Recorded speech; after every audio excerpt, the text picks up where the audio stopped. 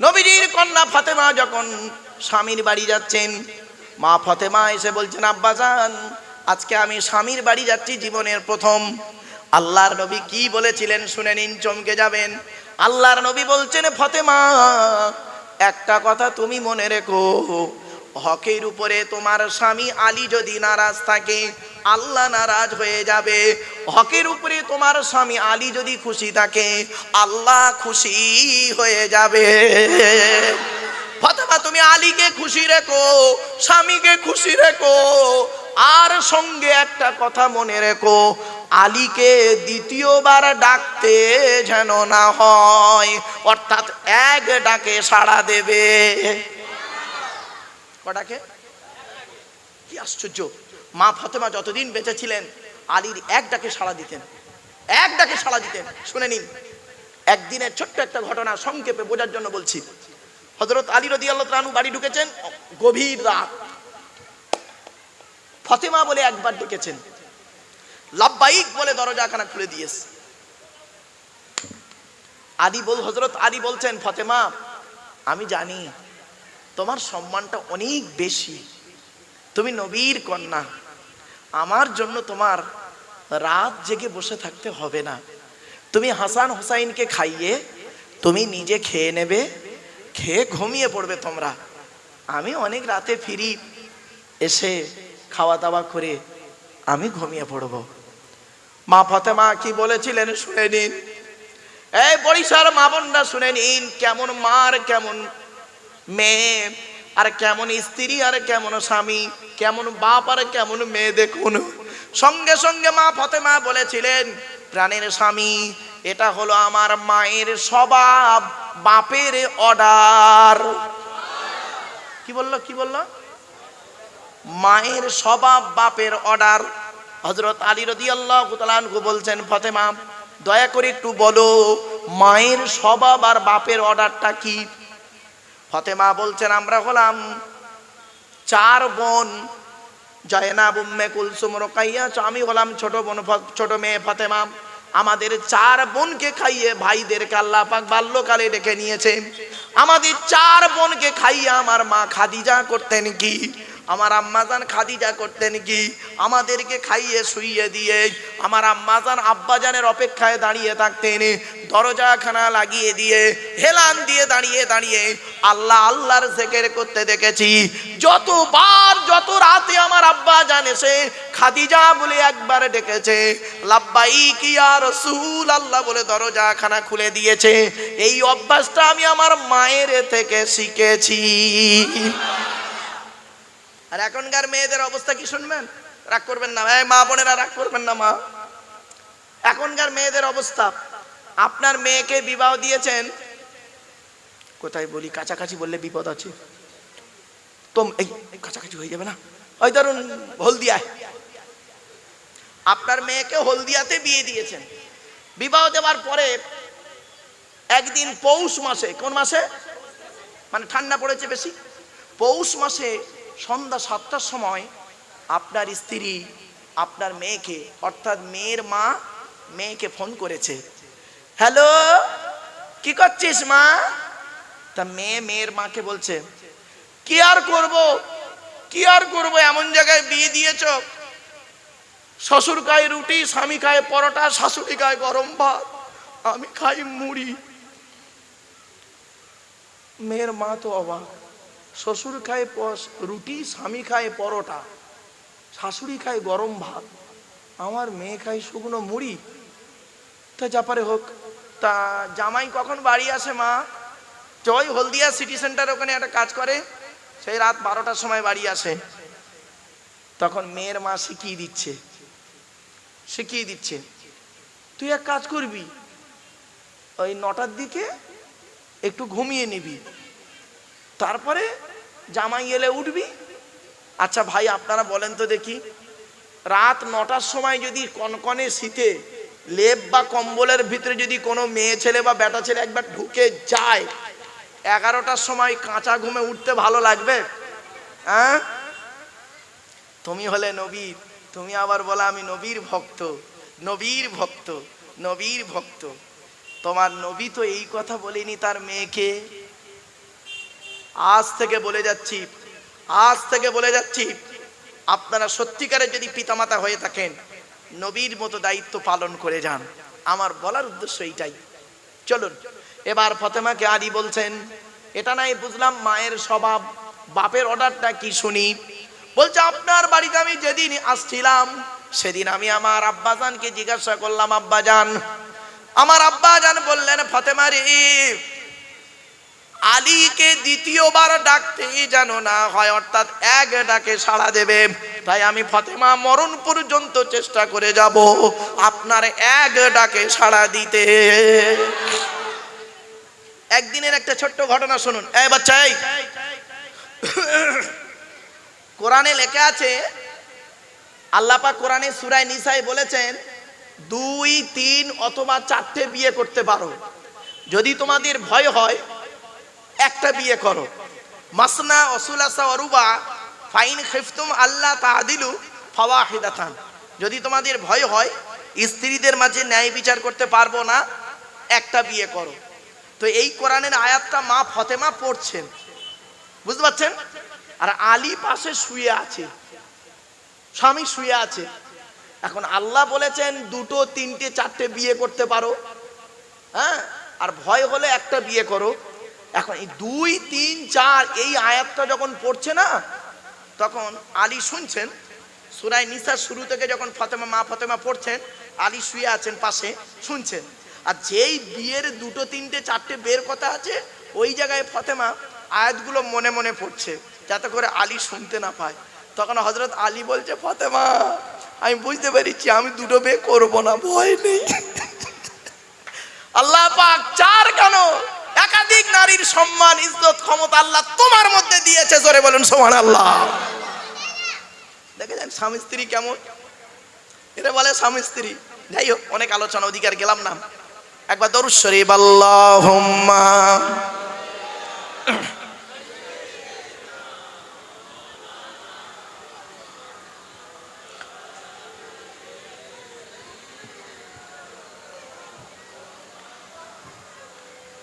রবিউল আওয়ালি তোমায় ডাকে সকলে, রবিউল আওয়ালি তোমায় ডাকে সকলে, তুমি ডাকো উম্মতিয়া, উম্মতের কান্ডারি হইয়া। রবিউল আওয়ালি তোমায় ডাকে সকলে, তুমি ডাকো উম্মতিয়া, উম্মতের কান্ডারি হইয়া। আগমনের সময় মতো তুমি ছিলে সাজদায় রত, আগমনের সময় মতো তুমি ছিলে সাজদায় রত। সকল সৃষ্টি তোমারই সাজদায়, জবান তোমার উম্মতি গান। রবিউল আওয়ালে কি তাই আসলে নূরের জ্যোতি লইয়া, রবিউল আওয়ালি তোমায় ডাকে সকলে, রবিউল আওয়ালি তোমায় ডাকে সকলে, তুমি ডাকো উম্মতিয়া, উম্মতের কান্ডারি হইয়া। আল্লাহুম্মা সাল্লি আলা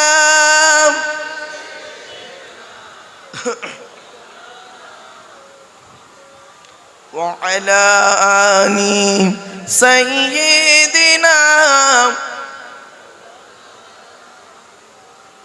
মানব সাজে সাক্ষরী নাম, সৃষ্টিরই পাগল তোমারই নাম।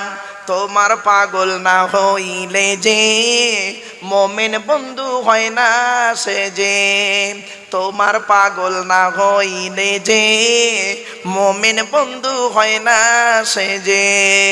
রবিউল আওয়ালে কি তাই আসলে নূরের জ্যোতি লইয়া, রবিউল আওয়ালে কি তাই আসলে নূরের জ্যোতি লইয়া। রবিউল আওয়ালি তোমায় ডাকে সকলে, তুমি ডাকো উম্মতিয়া, উম্মতের কান্ডারি হইয়া।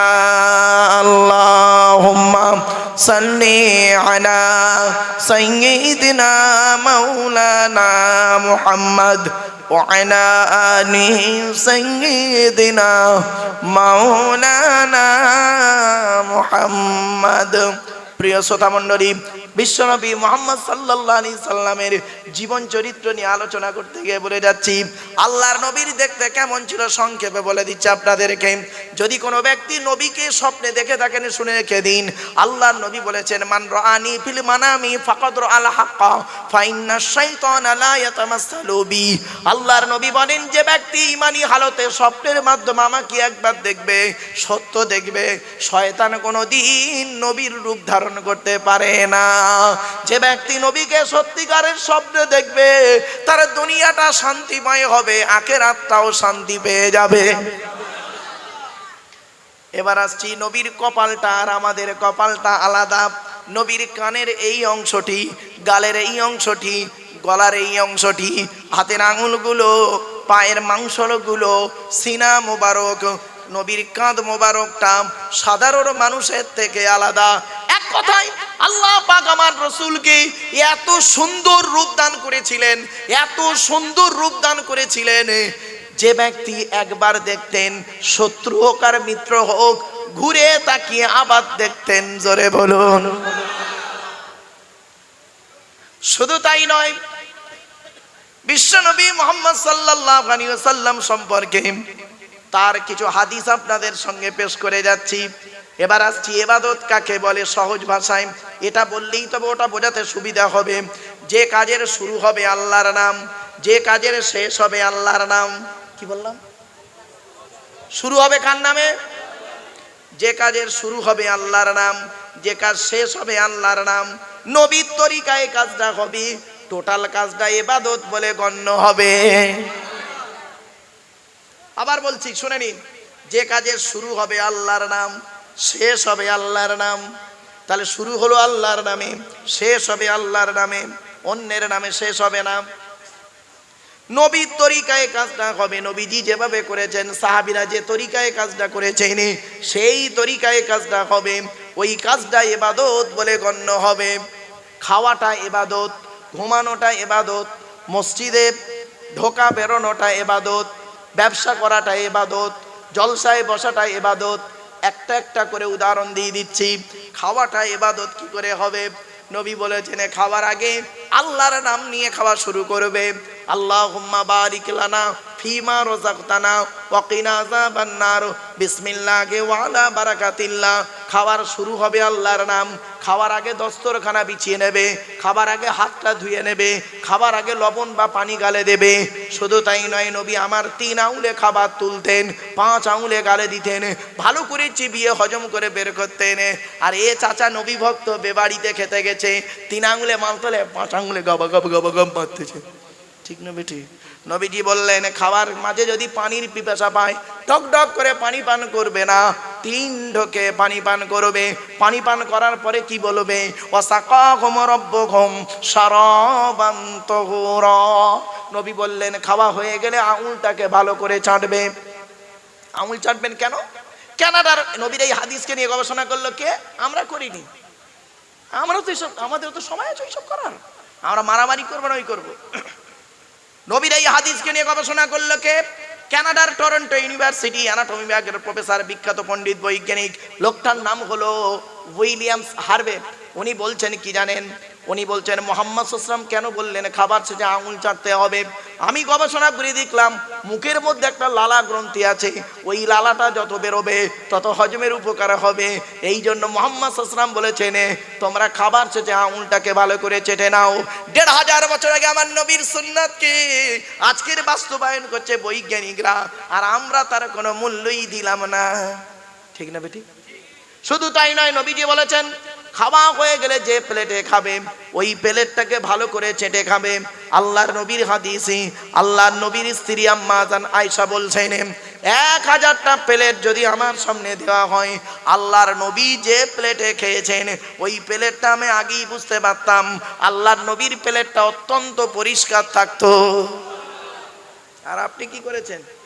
আল্লাহর নবী বললেন খাওয়া হয়ে গেলে খাবার শেষে দোয়া বলবে আলহামদুলিল্লাহিল্লাযী আত'আমানা ওয়া সাকানা ওয়া জাআলানা মিনাল মুসলিমিন। তাহলে কি দাঁড়ালো বাবা? খাবার শুরু হয়েছে আল্লাহর নাম, খাবার শেষ হবে আল্লাহর নাম। নবী যেভাবে খেয়েছেন সেইভাবে যদি আপনি খেতে পারেন তাহলে যতক্ষণ বসে খাবেন ততক্ষণ ইবাদত বলে গণ্য হবে। ঘুমানোটা ইবাদত। শুনে নিন কিভাবে ঘুমাবেন। আজকে নবী দিবস করছেন তো, সেই নবীর কথাগুলো শুনে যান। আজকে নবীজি বললেন ঘুমানোর আগে ওযু করে নেবে, ঘুমানোর আগে বিছানাটা ঝেড়ে নেবে, ঘুমানোর আগে বাতিটা অফ করে দেবে, ঘুমানোর আগে দোয়া বলবে, আল্লাহর নাম নেবে, আল্লাহুম্মা বিইসমিকা আমুতু আহিয়া। আর ডান হাতটা ডান চোয়ালিতে রাখবে, ডান কাত ফিরে ঘুমাবে। বেটা ছেলেদের বিনা কারণে চিত উপুড় হয়ে শোয়া নিষেধ, বেটা ছেলেদের বিনা কারণে উপুড় হয়ে শোয়া নিষেধ, মহিলাদের বিনা কারণে চিত হয়ে শোয়া নিষেধ। ঘুম থেকে উঠে সেই আল্লাহর নাম নেবে, আলহামদুলিল্লাহিল্লাযী আহিয়ানা বাদামা আমাতানা ওয়া ইলাইহিন নুশুর। ঘুমানোর শুরু হবে আল্লাহর নাম, ঘুম থেকে উঠবেন আল্লাহর নাম নিয়ে। যতক্ষণ পর্যন্ত নবীর তরিকায় ঘুমাবেন ততক্ষণ পর্যন্ত ইবাদত বলে গণ্য হবে। মসজিদে ঢুকবেন আল্লাহর নাম নিয়ে, মসজিদ থেকে বেরোবেন আল্লাহর নাম নিয়ে। নবী যেভাবে মসজিদে থাকতে বলেছে সেইভাবে থাকবেন। যতক্ষণ মসজিদে নামাজ ইবাদত বন্দেগি করবেন, ইবাদত বলে আল্লাহর দরবারে কবুল হয়ে যাবে। জলসার শুরু হবে আল্লাহর নাম। কার নামে? জলসার শুরু হবে আল্লাহর নাম, জলসার শেষ হবে আল্লাহর নাম। নবীর তরিকায় জলসাটা হবে। নবী কিভাবে ওয়াজ করতেন শুনে নিন। বুখারীর হাদিস মিশকাতেও পাবেন। রাবীর নাম আব্দুল্লাহ ইবনে মাসউদ রাদিয়াল্লাহু তাআলা আনহু। আল্লাহর নবী করতেন কি? নবীর সাহাবী বলছেন আল্লাহর নবী প্রতি বৃহস্পতিবার জুম্মার রাত, প্রতি বৃহস্পতিবার এশার নামাজের পরে নবীজি আমাদের ওয়াজ করে শোনাতেন। নবীজির ওয়াজ কেমন ছিল? নবীজির ওয়াজ ছিল এটা হারাম, এটা হালাল, এটা বৈধ, এটা অবৈধ, এটা ঠিক, এটা বেঠিক। আর আমাদের ওয়াজ হয়েছে কি? এসব নেই, খালি কেসা কাহিনী বলে সময় কাটিয়ে দিতে পারলেই বাঁচি। বাপেরা শুনে রেখে দিন, একজন বক্তাকে ওয়াজ করতে গেলে তিনটে জিনিসের বাইরে ওয়াজ করার ক্ষমতা নেই তার। কটা?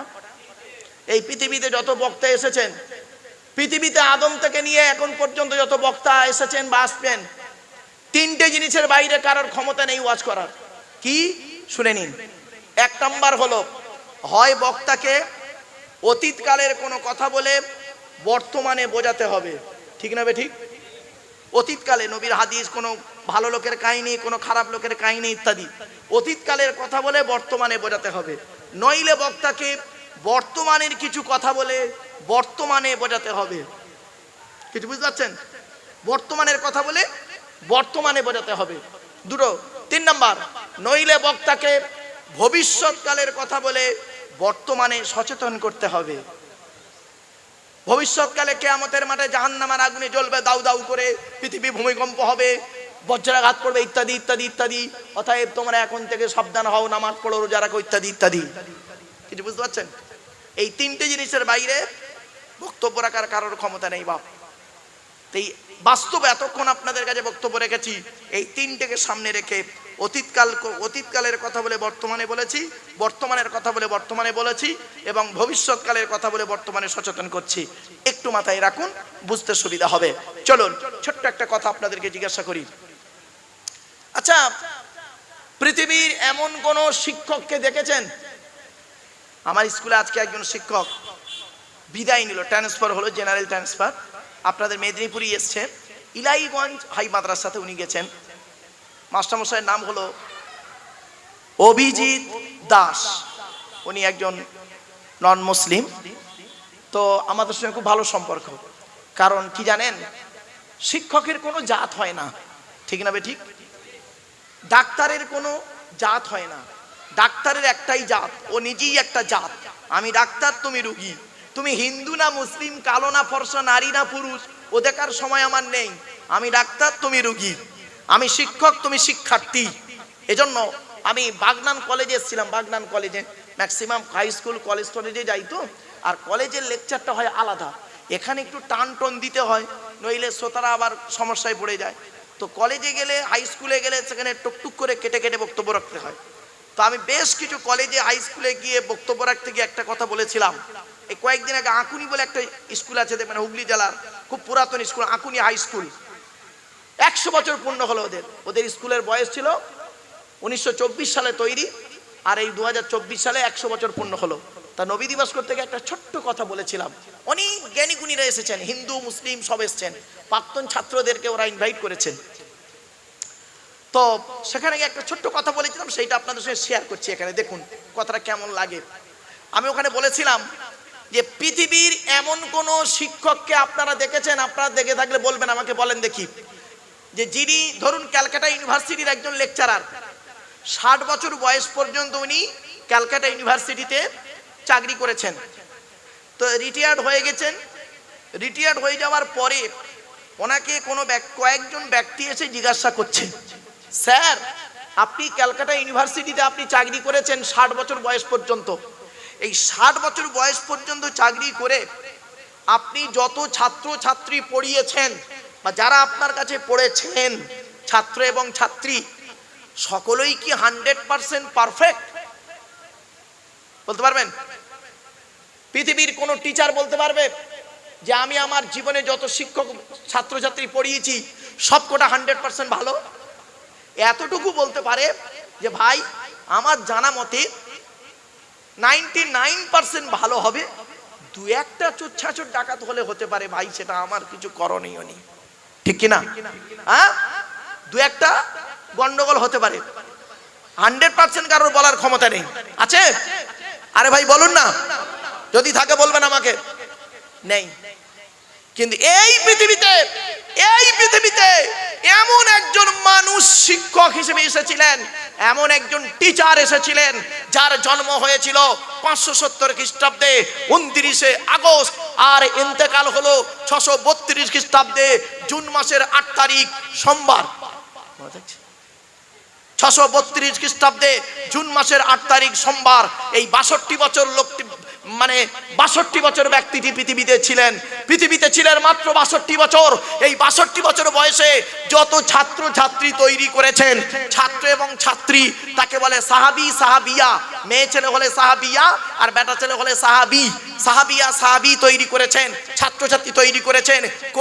সে টিচার নিজে তার ছাত্র ছাত্রীদের সার্টিফিকেট দিচ্ছে কি, আসহাবিকান নুজুম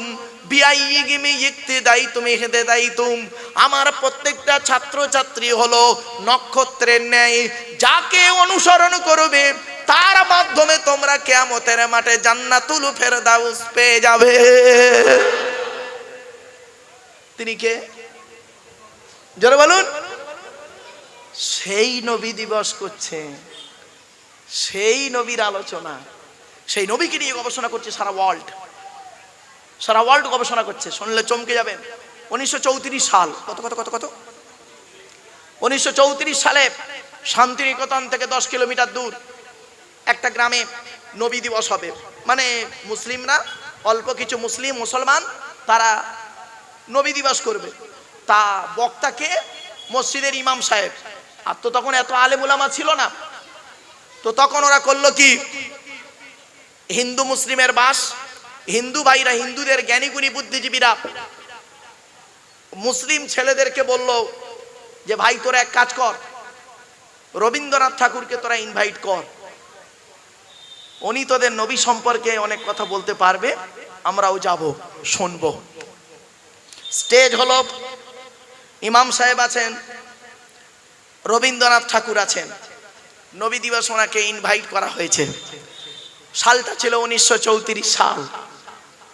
উনি রবীন্দ্রনাথ ঠাকুর 1.5 ঘন্টা বক্তব্য দিয়েছিলেন বিশ্বনবী মুহাম্মদ সাল্লাল্লাহু আলাইহি ওয়াসাল্লাম সম্পর্কে, তার আদর্শ, তার চরিত্র নিয়ে 1.5 ঘন্টা বক্তব্য দিয়ে বলেছিলেন, শেষবারে যে কথাটি বাক্যটি বলেছিলেন, তিনি বলছেন যে আমি আমার জীবনে যত মহাপুরুষ জন্মগ্রহণ করেছে, যত মহাপুরুষের জীবনী পড়েছি, আমার চোখে সর্বশ্রেষ্ঠ মহামানব হলো বিশ্বনবী মুহাম্মদ সাল্লাল্লাহু আলাইহি ওয়াসাল্লাম। কি বুঝলেন? শুধু তাই নয়, আজ থেকে 2600 বছর আগে যে ব্যক্তিটা পৃথিবীতে এসেছিলেন, কত বছর আগে?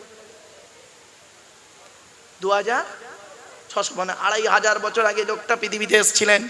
লোকটার নাম হলো গৌতম বৌদ্ধ, নাম শুনেছেন? গৌতম বৌদ্ধ তার শিষ্যদেরকে একদিন বলছে, ওরে আমার শিষ্যরা শোন, আমার পরে শেষ জামানায় আখিরি পৃথিবী ধ্বংসের আগে একজন নবীর আগমন ঘটবে, একজন মহামানবের আগমন ঘটবে, যার নামের প্রথম অক্ষর হবে মো, শেষের অক্ষর হবে দ, তার নাম হবে মুহাম্মদ। আরবের মরুভূমি এলাকায় তার জন্ম হবে। আর ওই মুহাম্মাদের চরিত্রটা কেমন হবে জানিস?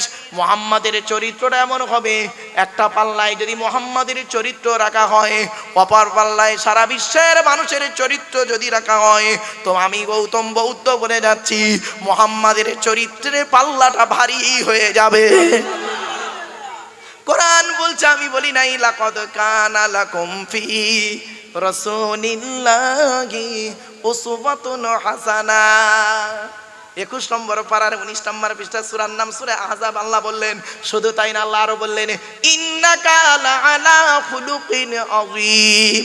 সূরা কলামের মধ্যে আল্লাহ পাক বললেন, শুধু তাই না, আল্লাহ আরো বললেন, ওয়া রাফা'না লাকা যিকরাক। কি বুঝলেন? সেই নবীর চরিত্র যদি আমরা বাস্তবায়ন না করি, শুধু নবী নবী করে মুখে বললে হবে না, নবীর জীবন চরিত্রকে বাস্তবায়ন করতে হবে। নবী যেভাবে খেয়েছেন সেইভাবে খেতে হবে, নবী যেভাবে শুয়েছেন সেইভাবে ঘুমাতে হবে, নবী যেভাবে চলাফেরা করতে বলেছেন সেইভাবে চলাফেরা করতে হবে, নবী যেভাবে রাজনৈতিক জীবন প্রেক্ষাপটে তৈরি করেছেন সেইভাবেই তৈরি করতে হবে। যদি আপনি করতে পারেন তবেই নবীর ভক্ত। ওই শুধু মুখে নবী নবী করার নাম নবীর পরিচয় নয়। আর নবীর শানে দুটো গজল বললেই নবীর পরিচয় নয়। যতক্ষণ পর্যন্ত নবীর হাদিসগুলোকে বাস্তবায়ন করছেন, আমলে পরিণত করছেন, ততক্ষণ পর্যন্ত আপনি নবীর পরিচয় দিতে পারবেন না। কারণ আল্লাহ পাক কোরআনে বলেছেন, আতিউল্লাহ ওয়া আতিউর রাসূল। আল্লাহকে অনুসরণ করো, নবীকে অনুসরণ করো।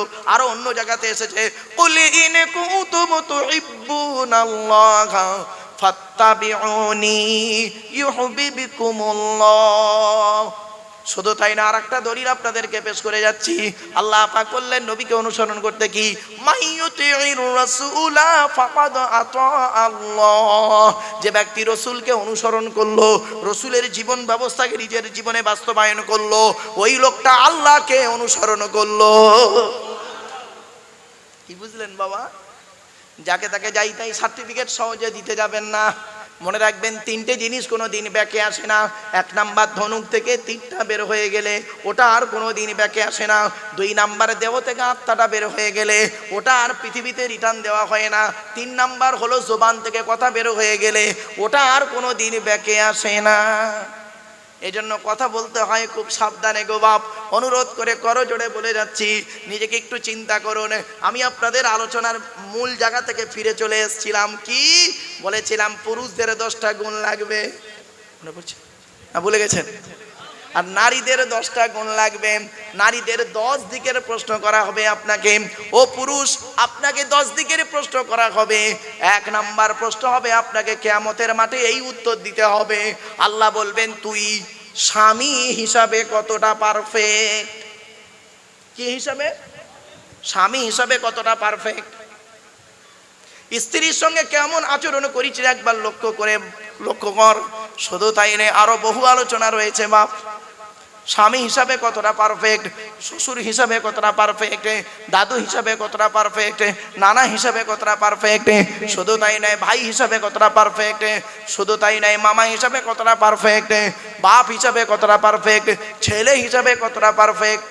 বাপেরা, দেখতে দেখতে দীর্ঘক্ষণ আলোচনা করে ফেললাম। আমার পরবর্তী বক্তা এসে গেছেন। একজন বক্তাকে রেখে আলোচনা করাটা বেয়াদবি। তাই বাপেরা, একবার তাকবীর দেন, নারায়ে তাকবীর, নারায়ে তাকবীর। জনাব মাওলানা সাহেব, নারায়ে তাকবীর, নারায়ে তাকবীর। আমার বাপেরা, এতক্ষণ আলোচনা করলাম, ভাষাগত দিক থেকে ত্রুটি হলে ক্ষমা করবেন। 4 নাম্বার হলো তাইবাতিন, তওবাকারী মেয়ে কিনা খবর নেবে। 5 নাম্বার হলো আবিদাতিন, মেয়েটা ইবাদতকারী মেয়ে কিনা খবর নেবে। 5 ওয়াক্ত নামাজ পড়ে কিনা খবর নেবে। মেয়েটার চরিত্রটা ঠিক আছে কিনা খবর নেবে। আর এই যুবক ভাইরা শুনে নাও, যুবক ভাইদের বলে যাচ্ছি, আর একটা খবর তোমরা একটু নিও। তুমি ক নাম্বার? বুঝতে পারেন? ও যারা বোঝার ঠিক বুঝে নিয়েছে, মুরব্বীরা বুঝবেন না, ও যারা বোঝার ঠিক বুঝে নিয়েছে আমার ভাষা। চলো এবারে আসছি 6 নাম্বার হলো সাইহাতিন, রোজাদার মেয়ে কিনা খবর নেবে। এই 6টা গুণ বিশিষ্ট মেয়েকে যদি বৌমা করেন, দুনিয়াতে শান্তি সম্মান পাবেন, আখিরাতে জান্নাত পেয়ে যাবেন। আর এই 6টা বাদ দিয়ে কি দেখে দেখবেন, সর্বপ্রথম মেয়েটার চামড়াটা সাদা না কালো, ঠিক না বেঠি? 2 নাম্বার হলো মেয়েটার বডি ফিটনেসটা কেমন। 3 নাম্বার মেয়েটার বাপের মাল্লু ভালো আছে কিনা।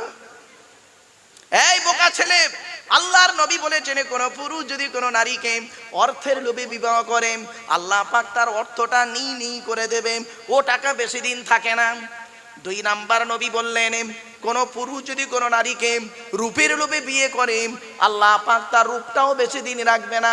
ধরুন আপনাদের এলাকার, এটা কোলাঘাট থানা, এই কোলাঘাট থানার অতীব সুন্দরী নারীকে বিবাহ করলেন আপনি, 16-18 বছরের অতীব সুন্দরী নারীকে বিবাহ করলেন। কোলাঘাট থানার সব থেকে সুন্দরী নারীকে বিয়ে করার পরে দেখবেন 4টে বাচ্চা হয়ে যাওয়ার পরে দেখবেন গালটা তুবড়ে বাগনান থেকে খড়গপুর চলে গেছে। রূপ কোথায় গেল? আল্লাহর নবী বলেন বুদ্ধিমান পুরুষ হলো সেই যে নাকি আল্লাহকে খুশি করার জন্য, নবীর সুন্নতকে আদায় করার জন্য নিঃস্বার্থভাবে একটা মেয়েকে বিবাহ করবে, সুখের দিনে সুখটা ভোগ করবে, দুঃখের দিনে দুঃখটা সহ্য করে আল্লাহর ইবাদত করে পৃথিবীর জমিন থেকে চলে যাবে। ওটাই হবে ওদের জন্য জান্নাত। নারী জাতির শত্রু হলো দুটো, নারী জাতির শত্রু হলো দুটো। 1 নাম্বার হলো সতীন, 2 নাম্বার হলো ননদ। ননদ বোঝেন মানে স্বামীর বোনকে বলে নাকি? চলো, 1 নাম্বার সতীন নারী জাতি। এই মা বোনেরা ভুল বুঝবেন না, মেয়েদের একটা অভ্যাস কি জানেন? সবের ভাগ দেবে, স্বামীর ভাগ কাউকে দেয় না। কত ভালো মেয়ে, স্বামী মরে যায় যা, সতীন তো বিধবা হলো, ও নিজে যে বিধবা হয়ে গেছে ওর খেয়াল নেই। মানে কি বুদ্ধি মেয়েদের, আল্লাহু আকবার। চলো 2 নাম্বার হলো ননদ।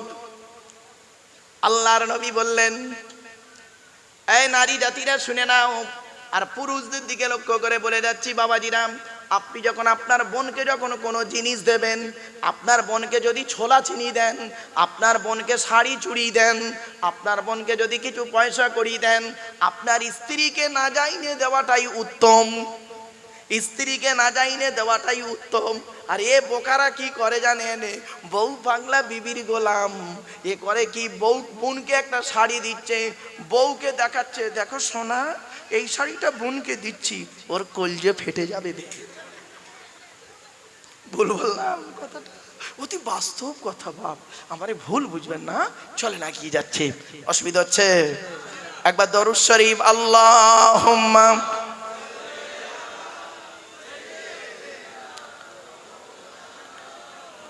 ওয়া আলা আলি সাইয়্যিদিনা। বাপেরা একবার ওই দরুদটা পড়ুন তো, যে দরুদটা আমরা নামাজের মধ্যে পড়ি। বাপ একবার পড়া যাবে? আল্লাহুম্মা সাল্লি আলা মুহাম্মাদিন ওয়া আলা আলি মুহাম্মাদ কামা সাল্লাইতা আলা ইব্রাহিম ওয়া আলা আলি ইব্রাহিম ইন্নাকা হামিদুম মাজিদ। আল্লাহুম্মা বারিক আলা মুহাম্মাদ ওয়া আলা আলি মুহাম্মাদ কামা বারাকতা আলা ইব্রাহিম ওয়া আলা আলি ইব্রাহিম ইন্নাকা হামিদুম মাজিদ। আচ্ছা বাবা, অসুবিধা হলো? আচ্ছা করকম দরুদ পড়লেন? 2 রকম, তাই তো? আরো 2 রকম পড়ছি, আপনারা শুনুন, পড়তে হবে না আপনাদের, শুনলেই হবে। আল্লাহুম্মা সাল্লি আলা মুহাম্মাদিন নবিয়িল উম্মি ওয়া আলিহি ওয়া সাল্লিম। আরেকটা দরুদ পড়ছি, আল্লাহুম্মা সাল্লি আলা মুহাম্মাদ ওয়া আলা আলিহি ওয়া আসহাবিহি ওয়া বারিক ওয়া সাল্লিম। করকম হলো? কেন পড়লাম জানেন? কেন এই 4 রকম পড়লাম? আরো যদি কয়েক রকম যদি জানা থাকে পড়বেন, অসুবিধে নেই। কারণ কি জানেন, বর্তমানে মৌলী সাহেবদের মধ্যে দরুদ শরীফ নিয়ে মারামারি, ঠিক না বেটি? দরুদ শরীফ নিয়ে মারামারি।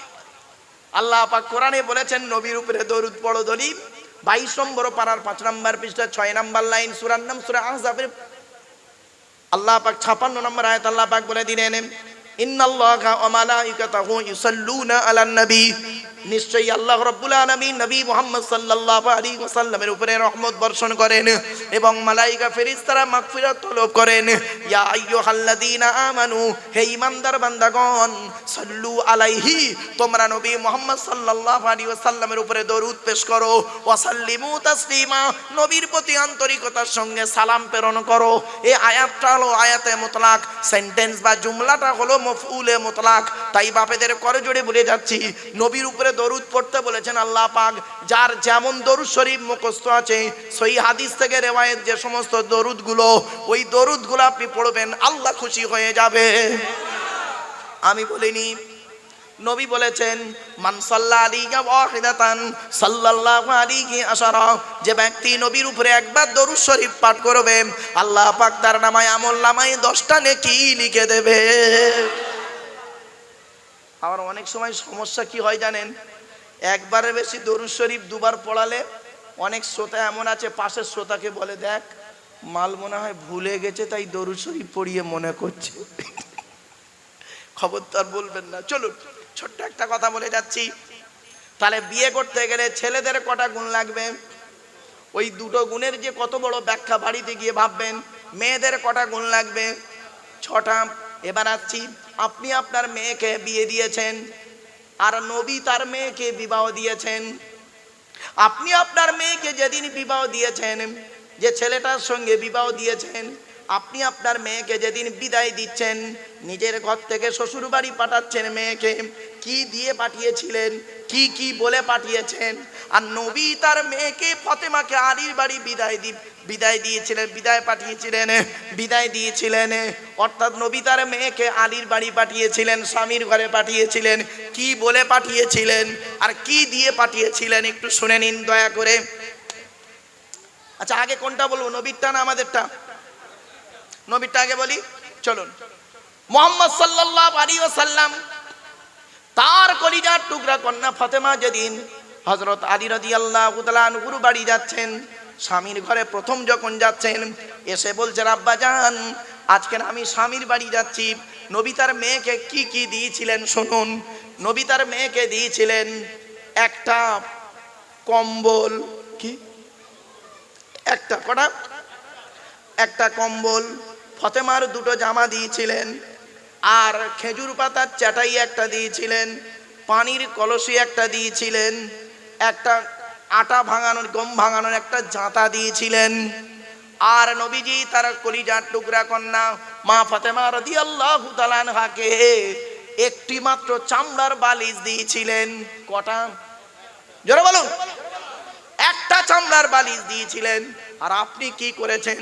আপনার মেয়ের বিয়েতে খাট, গদি, ড্রেসিং টেবিল, আলমারি, খাটের সঙ্গে গোটো 2টো ছোট ছোট বালিশ দিয়েছেন, মাথার বালিশ, আর বিশাল বড় একটা ঠ্যাং বালিশ দিয়ে।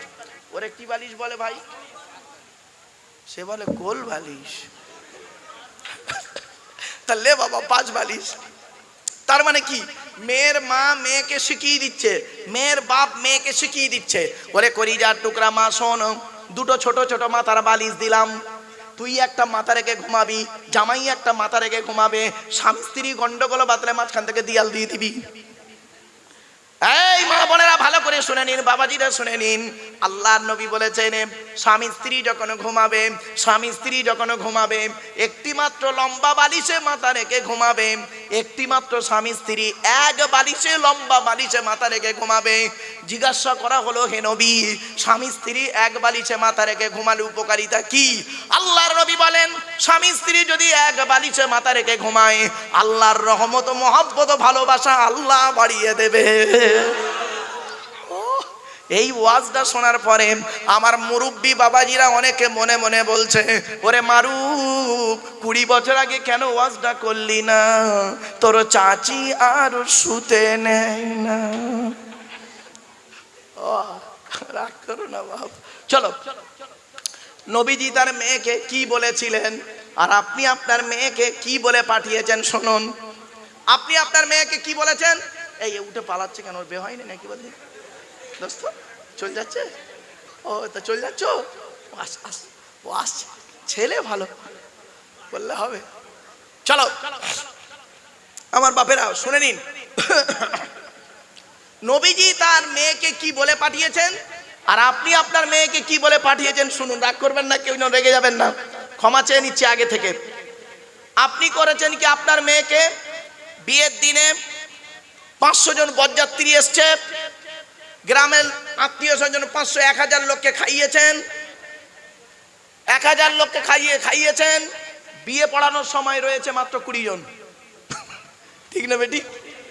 আরে ভাই 1000 লোক খেলো আর বিয়ে পড়ানোর সময় 20 জন কেন গেল? 1000 লোককে খাইয়েছেন, 5 লাখ টাকা খরচা করে খাইয়েছেন। যে লোকটা বিয়ে পড়াবে ইমাম সাহেব, তার দেবে 500 টাকা। ছি ছি ছি ছি ছি ছি, লজ্জা করা উচিত। এ মুসলমানের বাচ্চা, এরা 1 কোটি টাকা খরচা করে মসজিদ তৈরি করে, মসজিদে পাথর বসায়, মসজিদে এসি লাগায়, আর ইমামের মাইনে দেয় মাত্র 3000 টাকা। ইমামের থাকার ঘরটা হলো সিঁড়ির তলায়। বলে যাচ্ছি, যে মসজিদে ইমামের মাইনে কম, ওই মসজিদের মুসল্লিদের নামাজ আল্লাহর দরবারে কবুল হওয়া মুশকিল আছে, বলে দিচ্ছি। ইমামের মাইনে বেশি করে দেবেন, অনুরোধ করে বলে যাচ্ছি। আপনি একটা ছোট্ট মাথায় একটু বলুন তো দেখি, স্বামী স্ত্রী, পিতামাতা, ছেলে মেয়ে, এই 6 জনের সংসার চলতে গেলে, 6 জনের সংসার চলতে গেলে বর্তমানে যা দ্রব্য মূল্যের অবস্থা, 1 মাসে কত টাকা লাগতে পারে বলুন বলুন? খুব কম করে 10,000 টাকা। তাহলে আপনার সংসার যদি 10,000 টাকায় না চলে, ইমাম সাহেবের সংসার 3000 টাকায় চলে কি করে? লজ্জা করেন আপনাদের? এরা বলে আল্লাহর রহমত, হেরিকেনের তলায় ছিদ্র করে দিয়ে বলছে তেল নেই। বাহ বাহ বাহ বাহ বাহ বাহ, কি আজীব কথা আপনাদের। শুধু তাই নয়, এই গ্রামটার নাম কি ভুলে গেছি, বরিশা। মা বোনদের বলে যাচ্ছে, এই মা বোনেরা, খবরদার ভুলেও কোনোদিন ইমাম সাহেবদের কাছে মুরগি জবাই করতে পারবে না। আর আপনাদের বলে যাচ্ছি, ইমাম সাহেবদের কাছে কেউ মুরগি জবাই করতে পারবেন না। লজ্জা করে না?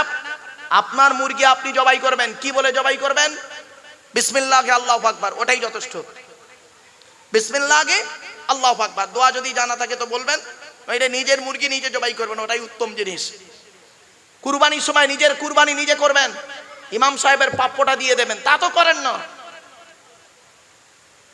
এ মুসলমানের বাচ্চা, এরা মুরগি জবাই করতে ভয় পায়, আর ভোটের সময় মানুষ জবাই করতে ভয় পায় না।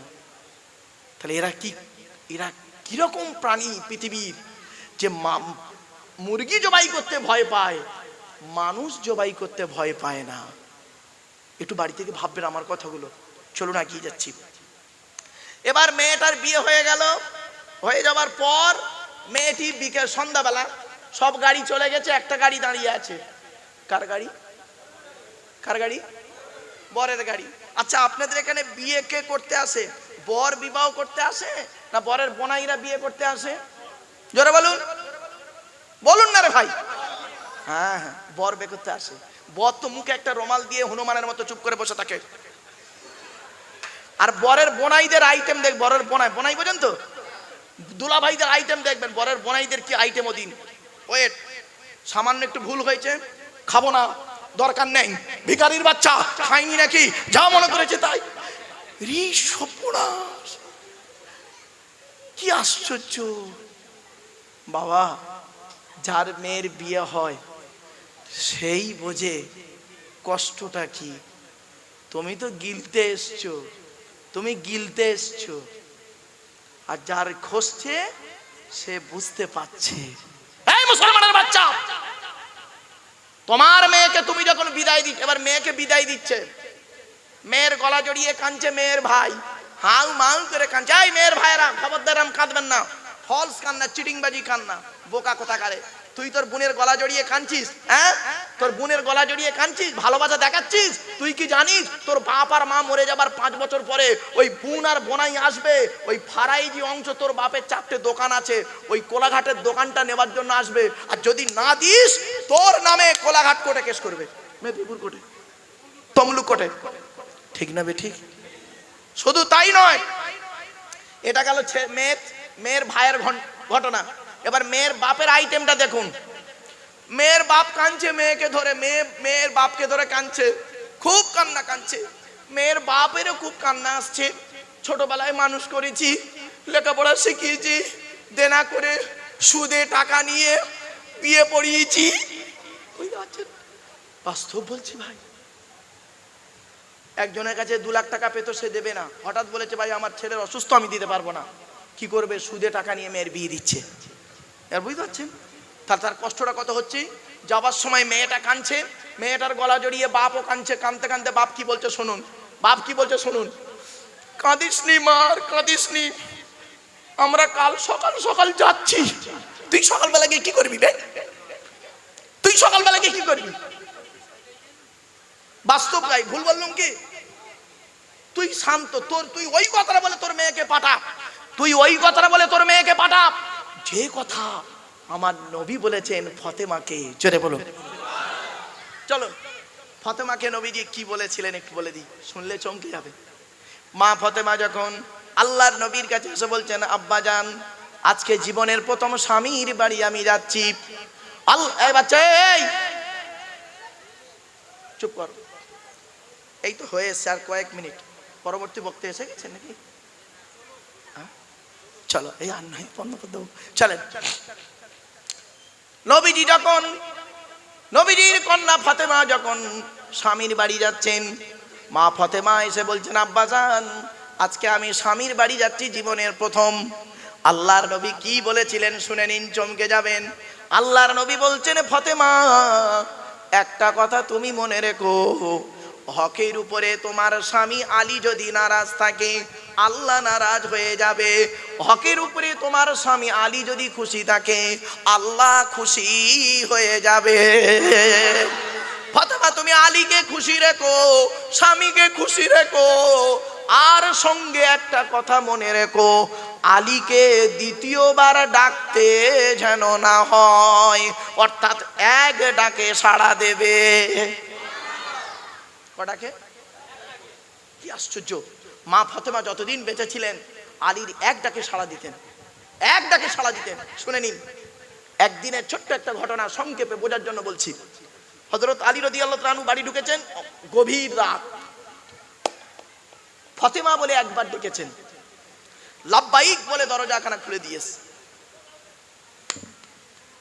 হযরত আলী বলছেন, ফাতেমা আমি জানি তোমার সম্মানটা অনেক বেশি, তুমি নবীর কন্যা, আমার জন্য তোমার রাত জেগে বসে থাকতে হবে না।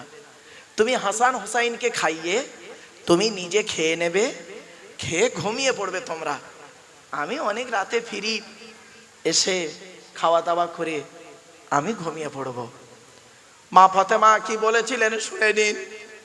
এই বরিশার মা বোনরা শুনে নিন, কেমন মার কেমন মেয়ে, আর কেমন স্ত্রী আর কেমন স্বামী, কেমন বাপ আর কেমন মেয়ে দেখুন।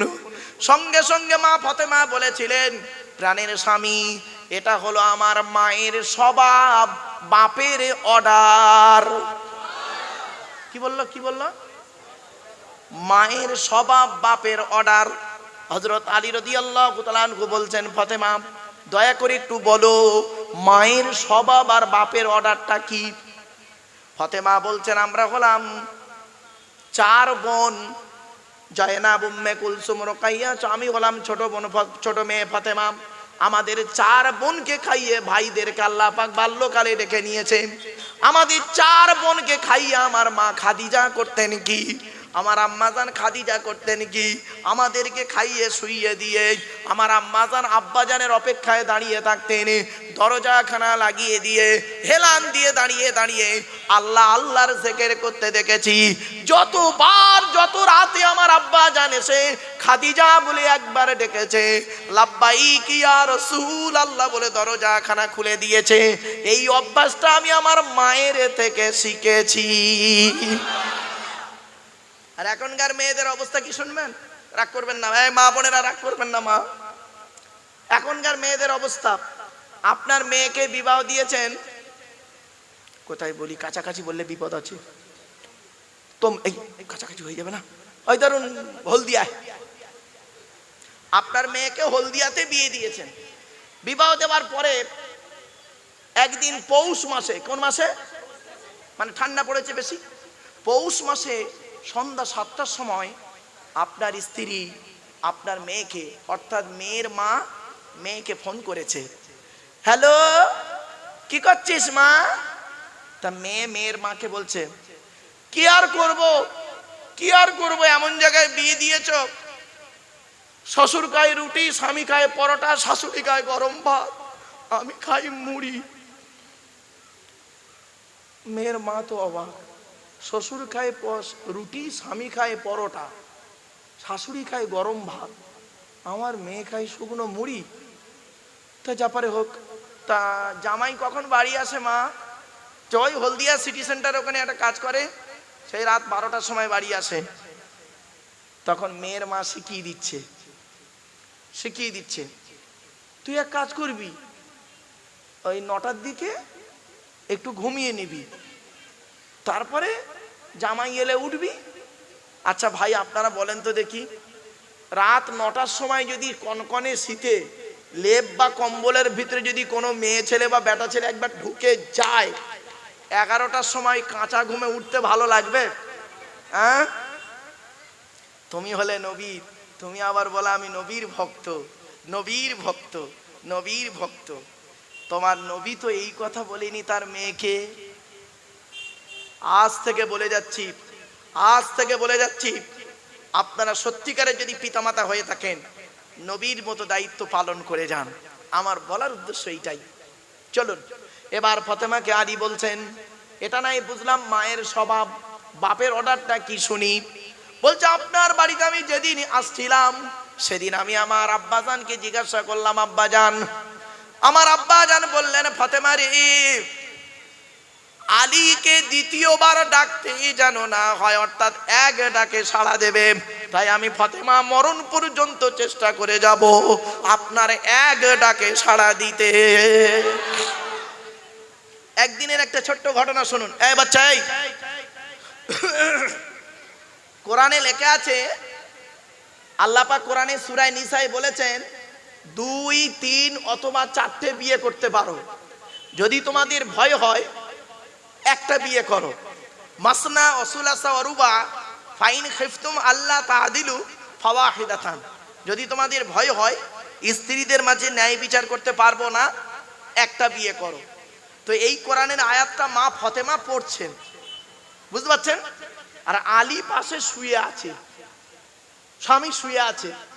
এখন আল্লাহ বলেছেন 2, 3, 4টে বিয়ে করতে পারো, হ্যাঁ, আর ভয় হলে একটা বিয়ে করো। এখন এই 2, 3, 4 এই আয়াতটা যখন পড়ছে না, তখন আলী শুনছেন। সূরা নিসা শুরু থেকে যখন মা ফাতেমা পড়ছেন, আলী শুয়ে আছেন পাশে শুনছেন। আর যেই বিয়ের 2, 3, 4টে বের কথা আছে, ওই জায়গায় ফাতেমা আয়াতগুলো মনে মনে পড়ছে যাতে করে আলী শুনতে না পায়। তখন হযরত আলী বলছে, ফাতেমা আমি বুঝতে পেরেছি, আমি 2টো বিয়ে করবো না, ভয় নেই। আল্লাহ পাক 4 কেন, একাধিক নারীর সম্মান, ইজ্জত, ক্ষমতা আল্লাহ তোমার মধ্যে দিয়েছে। জোরে বলুন সুবহানাল্লাহ। দেখেছেন স্বামী স্ত্রী কেমন, এটা বলে স্বামী স্ত্রী। যাই হোক, অনেক আলোচনা, অধিকার গেলাম না। একবার দরুদ শরীফ, আল্লাহুম্মা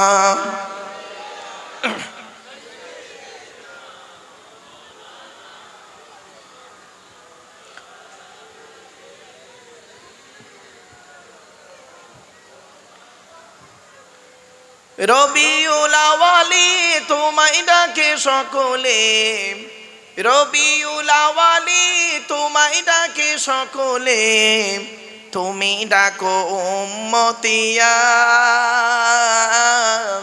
উম্মতের কান্ডারি হইয়া। রবিউল আওয়ালি তোমায় ডাকে সকলে, তুমি ডাকো উম্মতিয়া, উম্মতের কান্ডারি হইয়া। আগমনের সময় মতো তুমি ছিলে সাজদায় রত, আগমনের সময় মতো তুমি ছিলে সাজদায় রত, সকল সৃষ্টি তোমারই সাজদায়, জোবান তোমার উম্মতি গান। রবিউল আউয়ালে কি তাই আসলে নূরের জ্যোতি লইয়া, রবিউল আউয়ালে তোমায় ডাকে সকলে, রবিউল আউয়ালে তোমায় ডাকে সকলে, তুমি ডাকো উম্মতিয়া, উম্মতের কান্ডারি হইয়া। আল্লাহুম্মা সাল্লি আলা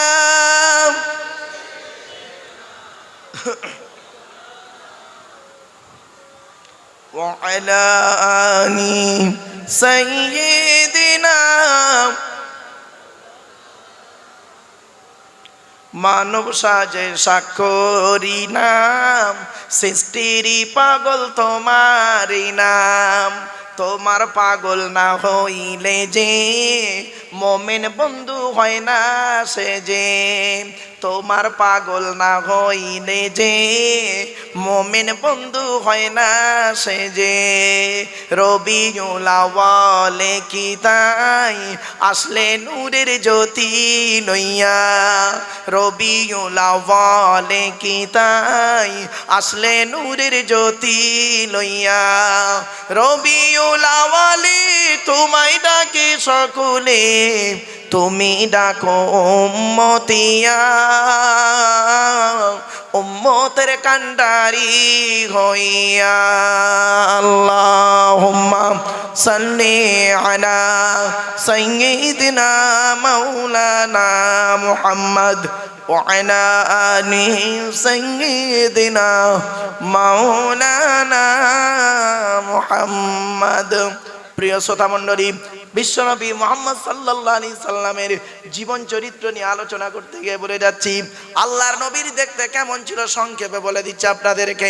যদি কোনো ব্যক্তি নবীকে স্বপ্নে দেখে থাকেন শুনে রেখে দিন, আল্লাহর নবী বলেছেন, মান রাআনি ফিল মানামি ফাকাদ রাআল হাক্কা ফাইন্না শাইতানা লা ইয়াতামাসসালু বি।